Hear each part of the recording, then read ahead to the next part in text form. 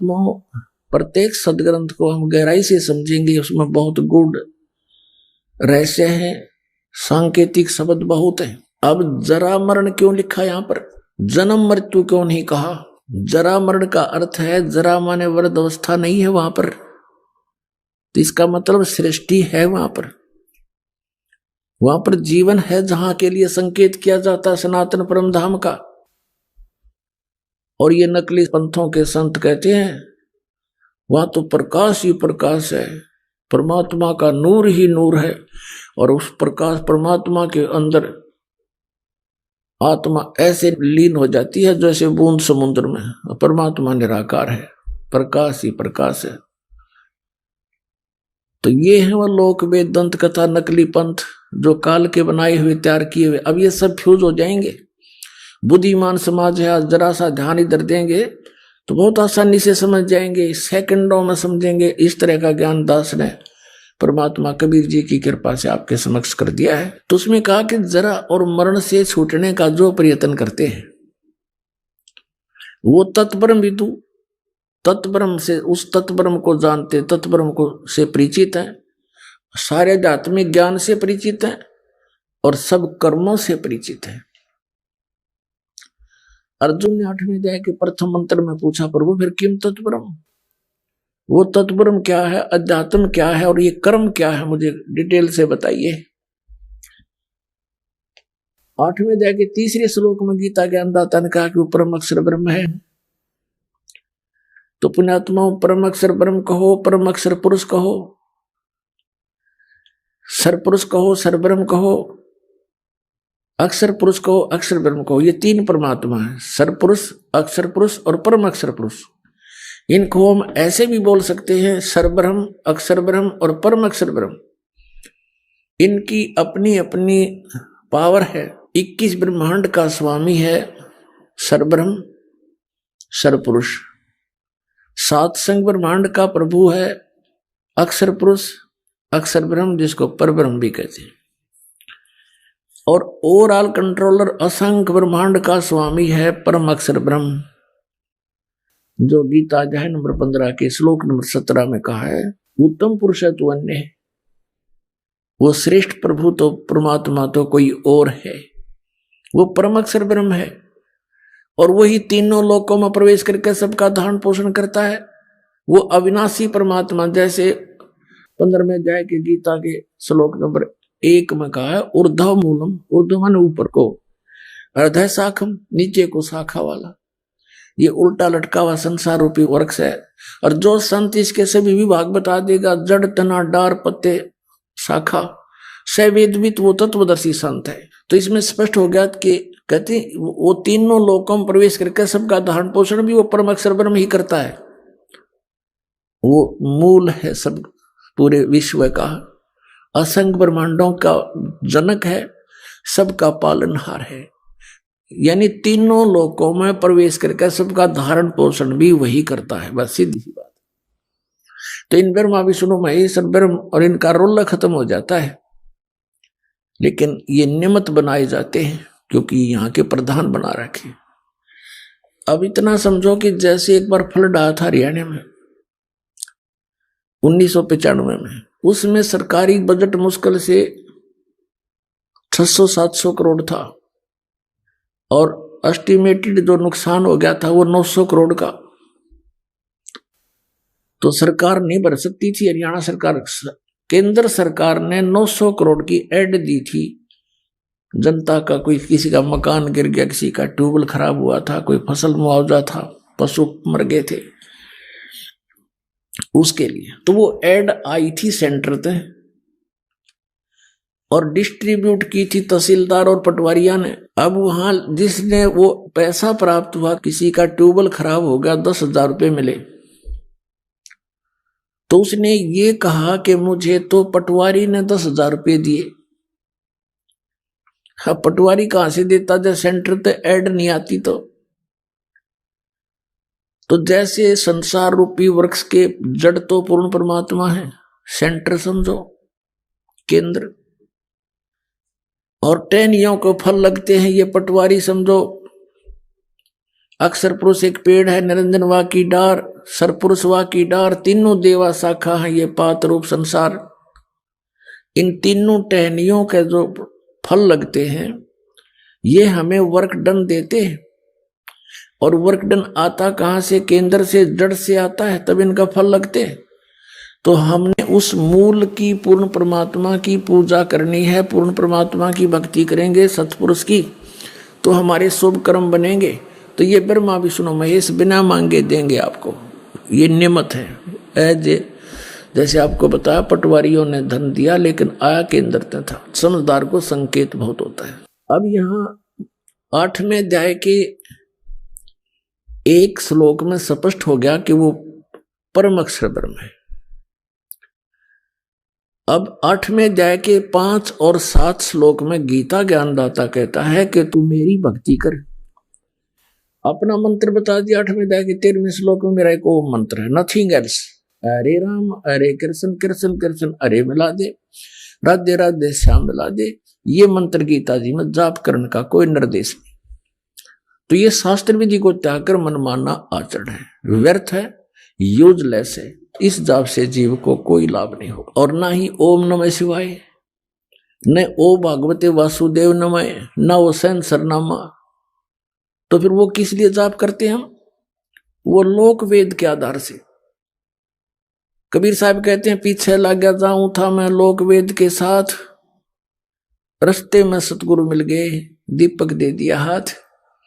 जैसे दास पहले श्री कृष्ण पुजारी था, विष्णु जी का पुजारी था, शंकर भगवान की भी जय जयकार करा करता, और कोई भी देवी होती उसका, श्याम जी का, हनुमान जी का कट्टर पुजारी। तो हम जो भी सुख होता था ये सोचा करते थे ये भगवान हमें दे रहे थे, लेकिन वो हमें प्रारब्ध ही मिल रहा था। तो उस लोक वेद के आधार से हम इनकी पूजा कर रहे थे। जब हमें तत्व ज्ञान रूपी टॉर्च दीपक परमात्मा ने दे दी, गुरुदेव ने, फिर हमने त्याग दी सारी। फिर हम मूल की पूजा करेंगे, टहनियों की थोड़ी करेंगे। अब हम अपनी मूल की पूजा करेंगे, सिंचाई करेंगे, तो टहनियां का फल लगेंगे। टहनी हमारी कोई ये नहीं कि कहते हैं ब्रह्मा विष्णु महेश को छोड़ने की कहते हैं इनके गुरुजी, नहीं। संसार रूपी वृक्ष की ये टहनी है, शाखा है, शाखा तोड़ी नहीं जाती, फल शाखाओं का लगेंगे, लेकिन पूजा मूल की करनी पड़ेगी। तो परमात्मा क्या कहा करते, थोड़ा सा हिंट देते हैं। अब जैसे हम कोई आम का पौधा लगाना चाहते, बीजना चाहते हैं, तो उसको नर्सरी से पौधा लाएंगे, गमले में या मिट्टी में गड्ढा खोदकर हम लगाएंगे। देखिएगा, ये हम आम का पौधा बीजने जा रहे हैं,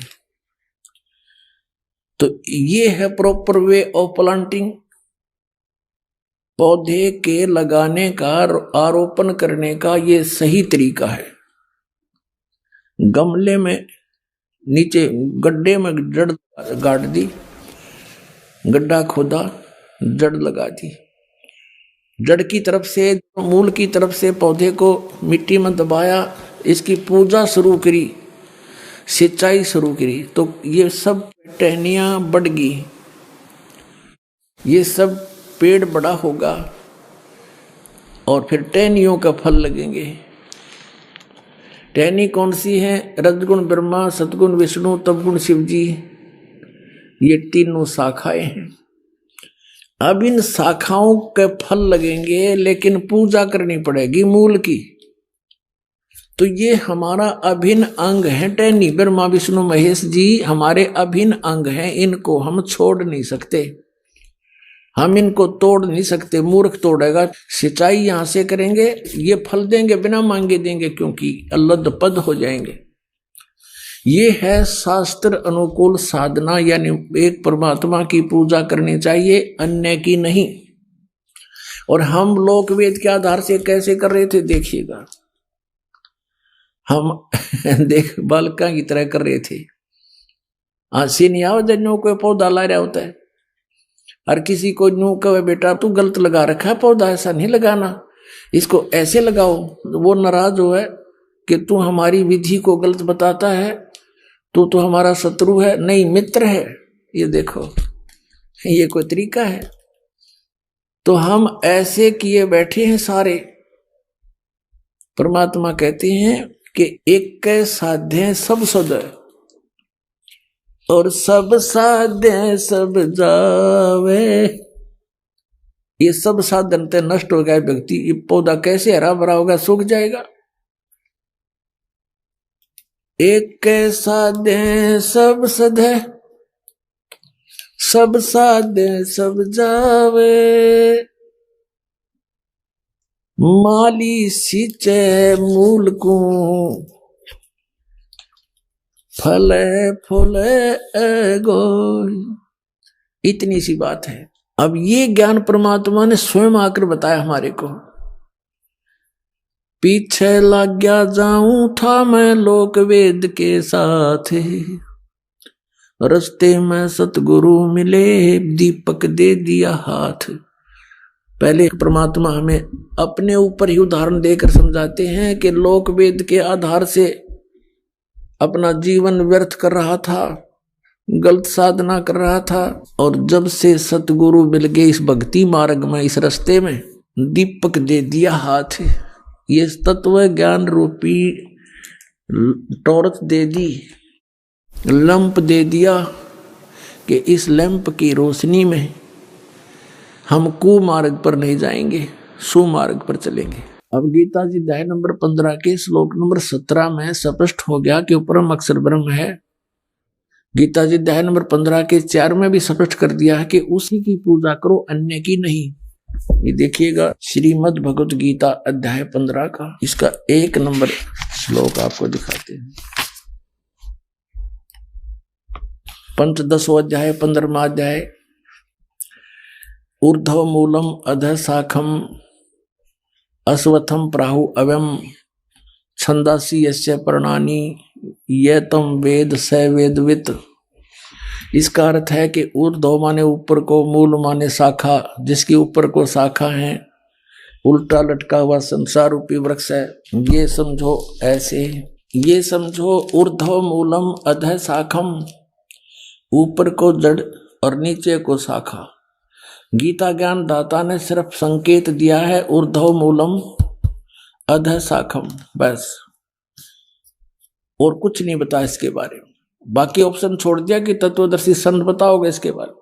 तो परमेश्वर स्वयं आए थे कबीर जी तत्वदर्शी संत की भूमिका करने के लिए। उन्होंने स्वयं आकर बताया था कि अक्षर पुरुष जैसे जमीन से बाहर दिखाई देता है, ये एक पेड़ कहलाता है। अक्षर पुरुष और सर पुरुष, अक्षर पुरुष एक पेड़ है और सर पुरुष वह की डार, और तीनों देवा शाखा हैं, ये पाते रूप संसारी। ये परमात्मा कबीर भगवान ने 600 वर्ष पहले बताया था।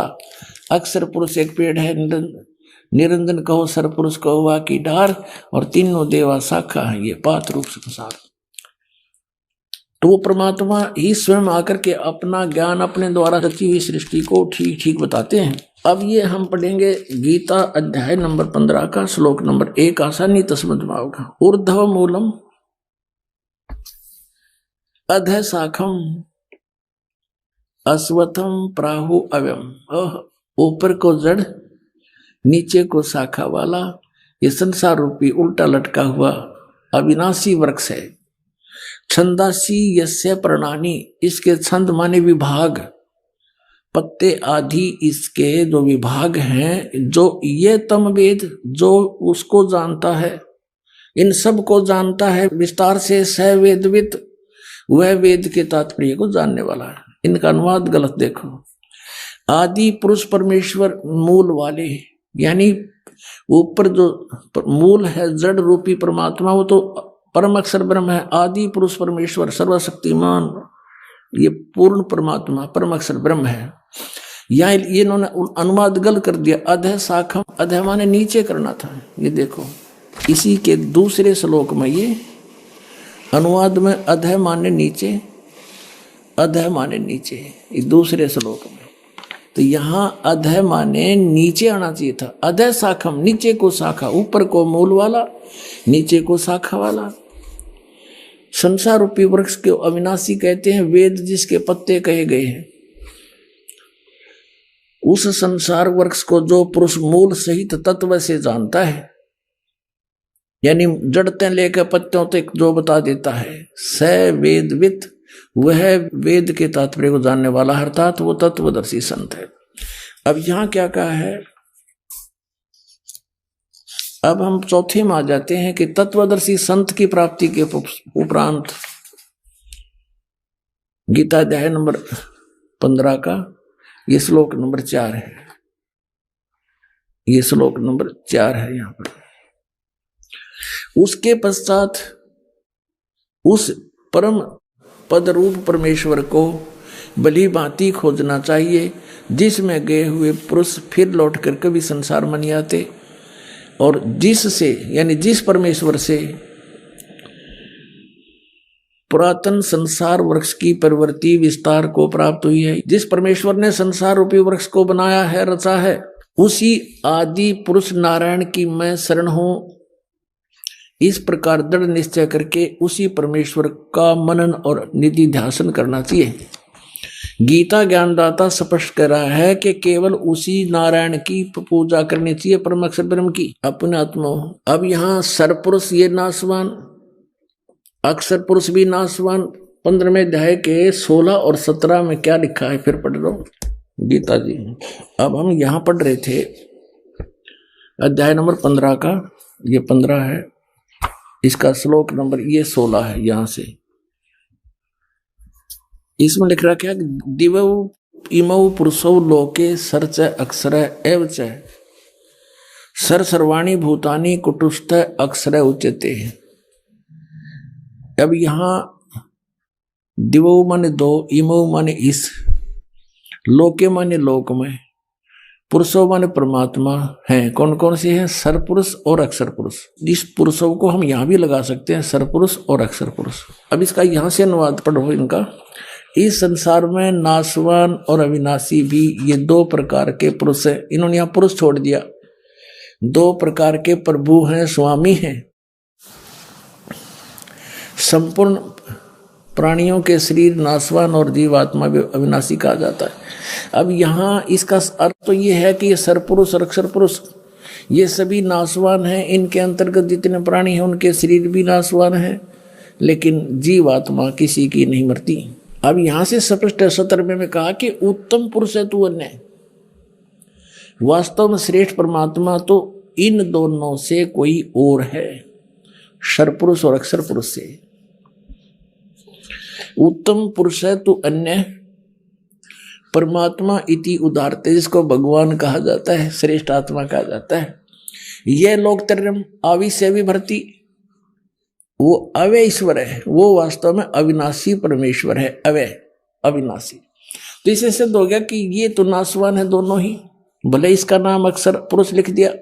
तो अब इसमें थोड़ा सा विचलित हो जाते हैं भक्त, कोई कर सकता है आपको मिसगाइड, कि 15वें अध्याय के 18वें श्लोक में गीता जी में गीता ज्ञानदाता कहता है, क्योंकि मैं नासवान जड़वर्ग क्षेत्र से तो सर्वथा अतीत हूं और अविनाशी जीव आत्मा से भी मैं उत्तम हूं, इसलिए लोक और वेद में पुरुषोत्तम नाम से प्रसिद्ध हूं। जबकि इसकी मूल संस्कृत देखो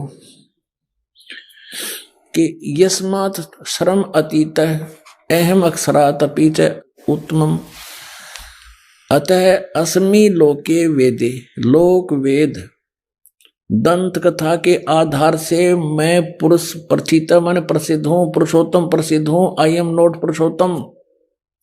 मैं किस प्रकार से पुरुषोत्तम प्रसिद्ध हो गया? लोक वेद के आधार से। लोक वेद माने दंत कथा के मेरे अंतर्गत जितने भी प्राणी हैं, वो चाहे जीवात्मा है, चाहे नासवान शरीर है इनका, चाहे अविनाशी इनकी आत्मा है, इनसे मैं तगड़ा हूं, इनसे श्रेष्ठ हूं, उत्तम हूं। और इसलिए लोक वेद के आधार से, दंत कथा के आधार से मैं पुरुषोत्तम प्रसिद्ध हो रहा हूं। आई एम नॉट पुरुषोत्तम। पुरुषोत्तम तय कोई और है। वो 15वें अध्याय के 17वें श्लोक में स्पष्ट कर दिया। अब हमने उस पुरुषोत्तम की शरण में जाना है, और उस पुरुषोत्तम के पाने का कौन सा मंत्र है?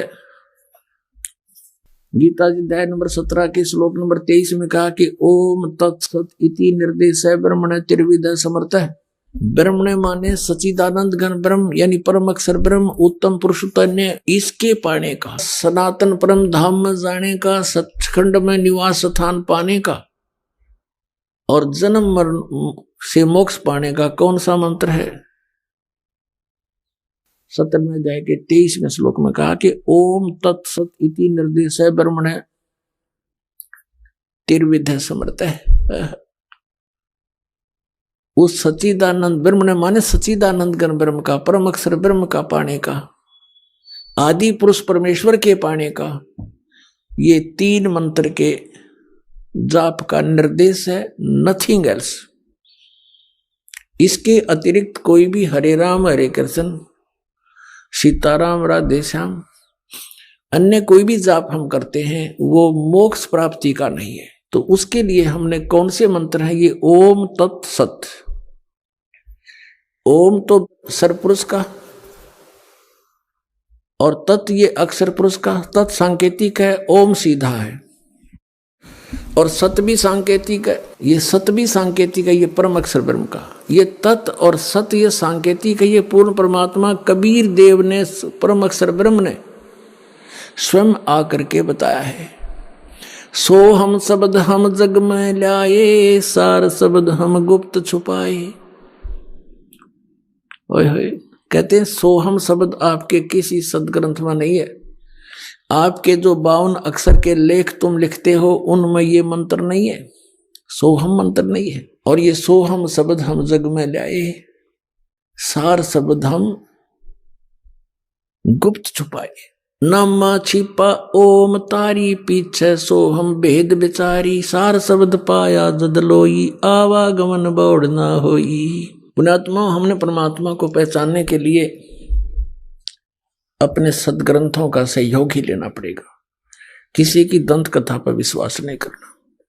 परमात्मा के क्या गुण है, वो क्या लीला करता है, ये हमारे पवित्र सदग्रंथ पवित्र वेद बताते हैं। कबीर परमेश्वर ने कहा है कि वेद मेरा भेद है, मैं ना वेदन के माही, और जौन वेद से मैं मिलूं वो वेद जानते नहीं।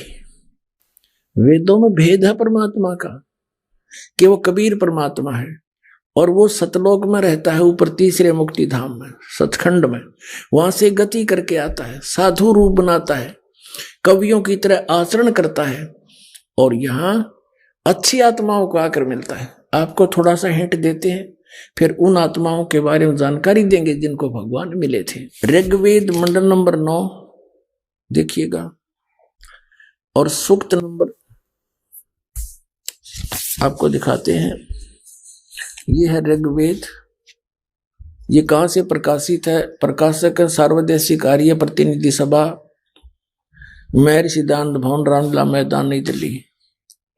इनके फोन और फैक्स नंबर हैं। मुद्रक है Prince offset printers, 1510 Pataudi house, Daryaganj, नई दिल्ली से। अब देखिएगा ऋग्वेद मंडल नंबर 9 और सूक्त नंबर 86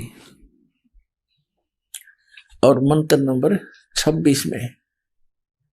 इसमें क्या कहा है कि यज्ञ करने वाले यजमानों के लिए परमात्मा, यज्ञ माने धार्मिक अनुष्ठान करने वाले यजमानों माने भक्तों के लिए परमात्मा सब रास्तों को सुगम करता हुआ उनके विघ्नों को, उनके संकटों को मर्दन करता है, नाश करता है, उनको पवित्र करता हुआ और अपने रूप को सरल करता हुआ वह कांति में परमात्मा। इन्होंने यहाँ क्या कर दिया, ये यहाँ शब्द है कबीर, हम इसको कबीर बोले, कबीर वह बोलते हैं, वह को, वेदों को हम वेद बोलते हैं अपनी लोकल लैंग्वेज में पूरे भारत में। अब यहाँ इन्होंने कवि यू ऐसे अक्षर लगा के इसका अर्थ कर दिया सर्वज्ञ। या तो इसका कवि लिखते, कवि काव्यकार, लेकिन काव्यकार का यहाँ प्रसंग नहीं, तो इसका अर्थ सर्वज्ञ नहीं कर सकते।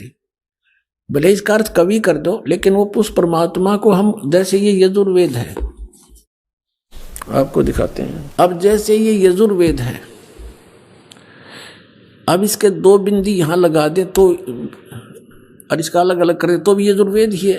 ये देखिए इसमें प्रकाशक है सार्वदेशिक आर्य प्रतिनिधि सभा 2/5 महर्षि दान भवन रामलीला मैदान नई दिल्ली। इसमें आपको दिखाते हैं 36 में, इनके 36वें अध्याय में, यह है 36वां अध्याय 6300 अध्याय। 36वें अध्याय के प्रथम मंत्र में क्या लिखा है? रेचम वाचम परपदे मनो यजु परपदे, ये यजु शब्द है। इसका अनुवाद महर्षि दानंद ने किया है। यहां देखो ये बिल्कुल ठीक रहा, ये यजुर्वेद लिख दिया। बस सीधी सी बात है कि ये यजुर्वेद की महिमा गाई जा रही है और यहां इस यजु का अर्थ कर दे। जैसे कवि का अर्थ इन्होंने सर्वज्ञ कर दिया, कवि कोई भी सर्वज्ञ नहीं होता। जैसे इन्होंने ऋग्वेद में इस कवि का अर्थ सर्वज्ञ कर दिया, अब कवि कोई सर्वज्ञ नहीं होता। यहां लिखना चाहिए था कबीर देव। जैसे यजु, अगर यजु का अर्थ कर देते वहां पर तो कैसे समझेंगे कि किसके बारे में कहा जा रहा है? यजुर्वेद के बारे में। अब जैसे यहां इन्होंने ठीक किया है, ये यजुर्वेद में, अब हम यजुर्वेद आपको दिखा रहे हैं सिर्फ ये कंसेप्ट क्लियर करने के लिए कि जैसे इस महर्षि दयानंद ने यजु का अर्थ यजुर्वेद कर दिया, बहुत अच्छा किया। अगर इसका यहाँ कोई अनुवाद करके अड़ंगा कर दे तो कैसे समझेंगे कि यजुर्वेद के बारे में जानकारी है? ठीक इसी प्रकार अब हम फिर आते हैं अपने ऋग्वेद पर। हम आते हैं अपने ऋग्वेद पर, जो आपको पहले दिखाया था। ये भी आर्य प्रतिनिधि सभा से ही प्रकाशित है। ये ऋग्वेद यहां से प्रकाशित है, ये भी आपको दिखाया था। ये इसके मुद्रक हैं, ये ऋग्वेद है। अब हम इसके वो पढ़ रहे हैं ऋग्वेद मंडल नंबर 9 सूक्त 86 मंत्र 26 पढ़ रहे हैं। 26 इसमें आप पढ़ लिया कि यज्ञ करने वाले यजमानों के लिए, यानी साधना करने वाले, धार्मिक अनुष्ठान करने वाले भक्तों के लिए परमात्मा सब रास्तों को सुगम करता हुआ और उनके विघ्नों को मर्दन करता है, नाश करता है और अपने रूप को सरल करता हुआ, क्योंकि सतलोक में परमात्मा साकार है, सह शरीर है, सतलोक में रहता है। वहां उसके एक रोमकूप में करोड़ सूर्य करोड़ चंद्रमा मिला दी, इतनी शोभा है। तो एज इट इज भगवान यहाँ आ जाता हम देख नहीं सकते, इसलिए अपने रूप को सरल करता हुआ हल्का तेज पुंज का बनाकर वह कांति में परमात्मा सर्वज्ञ नहीं लिखना था, वो कबीर देव लिख दो यहाँ पर। कबीर देव, हम कबीर देव कहने लगे, कबीर देव, देव न साहब कह लो, भगवान कहो, हम उसको कबीर साहब कहते हैं। कबीर साहब, यहाँ कबीर देव लिख दे। विद्युत के समान क्रीड़ा करता हुआ वर्णीय पुरुष अच्छी आत्मा को प्राप्त होता है। अब देखना 27वें मंत्र में ऋग्वेद मंडल नंबर 9 सूक्त नंबर 86 मंत्र नंबर 27 में हम आगे, इसमें लिखा कि जो परमात्मा ध्रुवलोक के तीसरे पृष्ठ पर विराजमान है, वहां ऊपर रहता है तीसरे लोक में। अब ये कंसेप्ट क्लियर हो जाएगा कि वो परमात्मा कौन है, कबीर देव है, वो क्या करता है, अच्छी आत्माओं को मिलता है आकर के। देखो फिर आगे देखते हैं ऋग्वेद मंडल नंबर 9 सूक्त 82 का और मंत्र नंबर हम नीचे लेते हैं 1। इसमें क्या किया है कि सर्व उत्पादक प्रभु, सबकी रचना करने वाला, सबको उत्पन्न करने वाला परमात्मा, प्रकाश रूप, सद्गुणों की वृष्टि करने वाला, पापों को हरण करने वाला, वह राजा के समान, राजा के, देखो ये 269 पे पढ़ा हमने ना, कोई नकली नो कह देगा और पृष्ठ दिखा दिया होगा। ये 270 पे आ गए। पीछे लिखा था राजा के समान दर्शनीय है, देखने जोगा है, साकार है भगवान, वहां विराजमान है ऊपर के लोक में। वह पृथ्वी आदि लोक लोकांतरों के चारों ओर शब्दमान हो रहा है। इसका अर्थ ये है कि वो पृथ्वी पर आकर ऊंचे स्वर में आवाज लगाकर ज्ञान देता है। फिर भी वह वर्णीय पुरुष को, वह श्रेष्ठ व्यक्ति को, श्रेष्ठ आत्मा को, जो दृढ़ भक्त है उसको पवित्र करता हुआ प्राप्त होता है। उसको मिलता है, कैसे मिलता है कि जिस प्रकार विद्युत आकाशीय बिजली सने वाले स्थानों को आधार बनाकर प्राप्त होती है, उसी प्रकार परमात्मा प्राप्त होता है। अब देखो उद्देश्य क्या लेकर आता है, यह देखो फिर ऋग्वेद मंडल नंबर 9 सूक्त 82 का मंत्र नंबर हम 2 पढ़ रहे हैं। पहला पढ़ लिया, हे परमात्मन उपदेश करने की इच्छा से आप, ज्ञान देने की इच्छा से आप महापुरुषों को प्राप्त होते हो। ओहो, महापुरुषों को प्राप्त होते हो, अच्छी आत्मा को प्राप्त होते हो, और आप अत्यंत गतिशील पदार्थ के समान हमारे आध्यात्मिक यज्ञ को प्राप्त होते हैं। आप, या फिर लिख दिया सर्वज्ञ, यह लिखना था आप कबीर देव हैं, आप कबीर साहब हैं और शुद्ध स्वरूप हैं। हमारे पापों को दूर करके हे अमर परमात्मा, हे सोम, हमको सुख दे। अब ये सिद्ध हो गया कि वो परमात्मा सतलोक से चलकर आता है और यहां ज्ञान देने के उद्देश्य से वो अच्छी आत्माओं को मिलता जो दृढ़ भक्त हैं, अत्यंत गतिशील पदार्थ के समान एकदम नीचे आते हैं।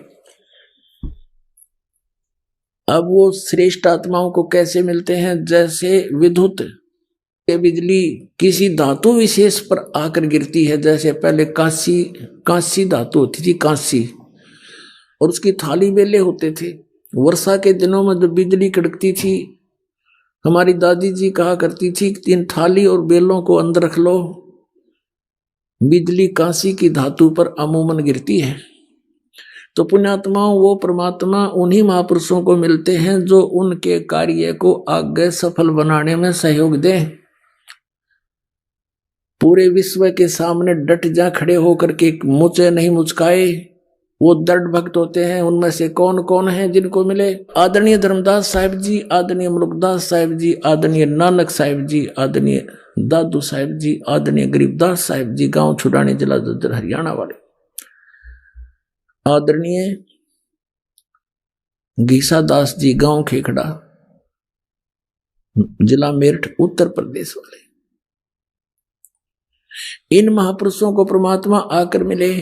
वेद बताता है वो ऐसे आते हैं, अच्छी आत्माओं को मिलते हैं, उनको ज्ञान देते हैं, ज्ञान उपदेश करते हैं, तत्व ज्ञान बताते हैं। और वो कैसी लीला करते हैं देखना, वो कवियों की तरह आचरण करते हैं। 9वें अध्याय का ऋग्वेद मंडल नंबर 9 और सूक्त 94 का मंत्र 1 दिखाते हैं आपको, ये देखिएगा। ये है ऋग्वेद मंडल नंबर 9 और सूक्त 94 और इसका मंत्र नंबर 1, ये यहां से शुरू होता है। ये शब्द है कवियन वर्जम। कवियन वर्जम माने जाते हैं, विचरते हैं कवियों की तरह। यहां इन्होंने अनुवाद किया है,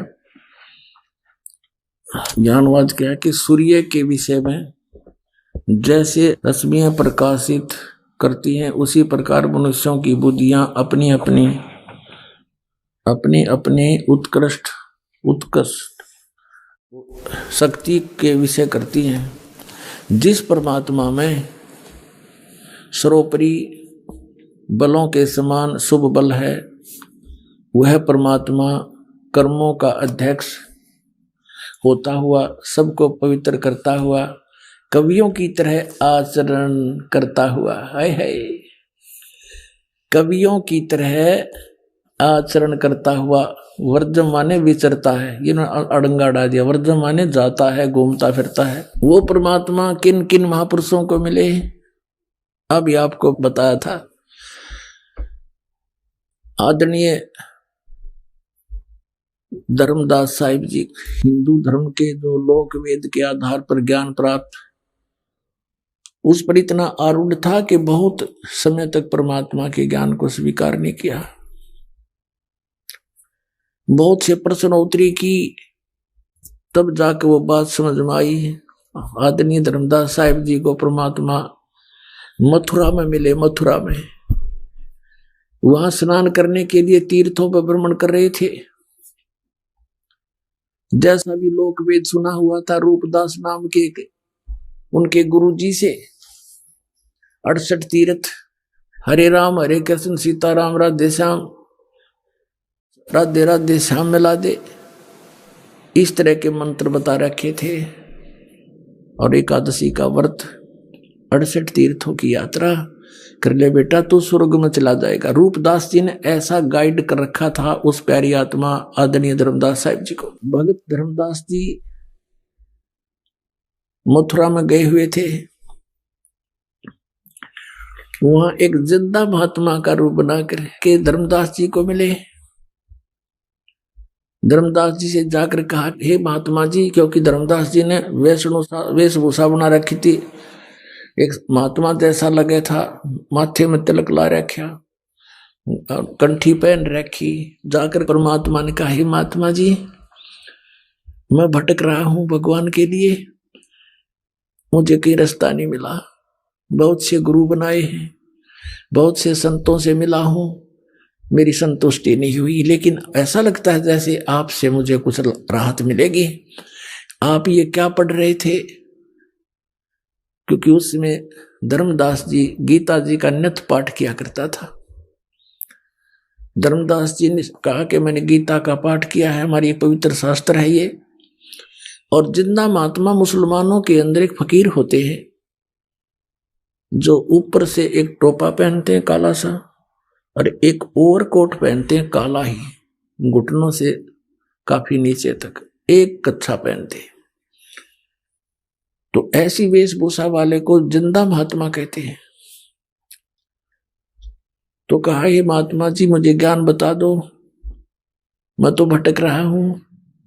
धर्मदास जी ने कहा था कि आप पहले गुरु बनाओ, गुरु के बिना मोक्ष नहीं होता। तो कबीर परमेश्वर जी ने कहा कि गुरु तो मैं बनाऊंगा, लेकिन मेरी शंका का समाधान हो, और आपको बना लूंगा गुरु में, पहले को तो पहले बना लेता हूं, लेकिन शंका समाधान अवश्य चाहूंगा। धर्मदास साहिब जी ने कहा कि नहीं, गुरु जी तो मैं नहीं बन सकता, क्योंकि मुझे आदेश नहीं गुरु बनने का। आपको मैं अपने गुरु जी से नाम दिला दूंगा, बड़े पहुंचे हुए महात्मा है। तो परमात्मा ने उसे एक प्रश्न किया कि आप क्या नाम जाप करते हो? धर्मदास जी ने कहा कि हरे कृष्ण हरे राम, राम राम हरे हरे, कृष्ण कृष्ण हरे हरे, राधे श्याम राधे राधे श्याम मिला दे, ओम नमः शिवाय, ओम भगवते वासुदेव नमः। तो परमात्मा ने कहा कि आप गीता जी को पढ़ते हो? कहा जी। क्या गीता जी में ये मंत्र हैं? ना जी, ना जी। फिर आप इन जाप कहां से क्यों कर रहे हो? 16वें अध्याय के 23वें श्लोक में लिखा, शास्त्री विधि को त्याग कर जो मनमाना आचरण करते हैं उनको कोई लाभ नहीं होता, ना उनका मोक्ष होता, ना उनको परम गति प्राप्त होती, ना कोई सुख होता। फिर किस लिए कर रहे हो? अब धर्मदास को याद थे वो श्लोक, गीता साथ लिए हुए था, वो समझ गया बात तो सही है। आप तो अवहेलना कर रहे हो भगवान के आदेश का, आप तो दोषी हो रहे हो। आप किसकी पूजा करते हो? गीता किसने बोला है? कि श्री कृष्ण जी ने बोला। धर्मदास जी ने कहा कि श्री कृष्ण जी ने गीता का ज्ञान दिया। परमात्मा ने कहा चल हम यही बात छोड़ देते हैं, बड़ी बात नहीं करते आगे। श्री कृष्ण जी ने गीता का ज्ञान दिया, आप श्री कृष्ण की पूजा करते हो। क्या श्री कृष्ण नाशवान है या अविनाशी है? धर्मदास जी कहते अविनाशी हैं, ये तो सर्वशक्तिमान है, इनके कोई जन्म मृत्यु नहीं होती, ब्रह्मा विष्णु महेश ये अजर व अमर है। तो परमात्मा ने उनसे कहा कि गीता अध्याय नंबर 4 के श्लोक नंबर 5 और 9 में, अध्याय 2 के 12 में, अध्याय 10 के 2 मंत्र में ये गीता के अंतर्दाता कहता अर्जुन तेरे मेरे बहुत जन्म हो चुके, तू नहीं जानता मैं जानता हूं। फिर ये अविनाशी कैसे हुआ? 18वें अध्याय के 62वें श्लोक में किसी और परमात्मा की शरण में जाने को कहता है, उसकी शरण में परम शांति को, सनातन परम धाम को प्राप्त होगा। वो कौन है? वो परमात्मा, वो तो आपके गीता ज्ञानदाता से अन्य है। अब धर्मदास जी नहीं मान्या, अंदर से जख्मी अवश्य हो गया, लेकिन माना नहीं, क्योंकि ये पुराना पेंट जल्दी सी ओरिजिनल पेंट को टिकने नहीं देता। लेकिन परमात्मा के पास भी रेगमार है, पूरा साफ करके चढ़ा होगा। अंतर ध्यान हो गए, उनको मिले नहीं। एकदम सामने से अंतर ध्यान होते ही तो अक्का बक्का रह गया। तो ये भगवान ही तो फरिश्ता था, ये तो कोई देवता था, कोई ज्ञानी पुरुष था, कोई सिद्ध पुरुष था, देखो कितना सच्चा ज्ञान बता रहा है। उसने फिर बाद में सारे श्लोक देखे अपनी गीता में, रोज सारी रात करवट लेता रहा, ये भगवान अब के दर्शन दे दो, अब के दर्शन दे दो। कहने का भाव ये है दास का कि 2-3 ट्रिप में जाकर सेट होया धर्मदास, और फिर ऐसा हो गया पूरा संसार एक तरफ और धर्मदास जी एक तरफ, तो वो दृढ़ भक्त थे। इसी प्रकार आदरणीय नानक साहिब जी को परमात्मा मिले, पहले मिले अपने कबीर रूप में जाके, जो धानक रूप में, जुल्हा रूप में रहा करते थे काशी में। और आदरणीय नानक साहिब जी उसमें सुल्तानपुर शहर के अंदर अपनी बहन नानकी के घर पे, यानी वहां रहा करते थे। और सुल्तानपुर के नवाब के यहाँ मोदी खाने में नौकरी करते थे, क्योंकि उनके बहनोई श्री जयराम भी वहीं पर एक उच्च पद पर विराजमान थे, नवाब के पास ही। उन्हीं की शनाख्त पर उनको वहां नौकरी मिली थी। प्रतिदिन स्नान करने के लिए 1-2 नौकर जाता था साथ में, श्री नानक साहिब जी जाते थे। बेई नदी सुल्तानपुर के साथ से ही बह रही है, वहां स्नान करने जाते थे। एक दिन परमात्मा कबीर देव जी जिंदा महात्मा के रूप में मिले और प्रश्न उत्तरी की कि मैं एक भटका हुआ प्राणी हूं, परमात्मा की खोज में घूम रहा हूं, आपके बारे में मैंने बहुत कुछ सुना है, आप बड़े महात्मा हो, बड़े अच्छे भक्त हो, मैं आपसे कुछ ज्ञान प्राप्ति करना चाहता हूं। अब नानक साहिब जी ने जैसा भी उन्होंने ब्रजलाल पांडे से ज्ञान सुना था, बताने लगे कि विष्णु भगवान सर्वशक्तिमान है, यही 3 रूप धारण करके सारी स्थिति सृष्टि और संहार करते हैं, अजर व अमर हैं, इनकी जन्म मृत्यु नहीं होती।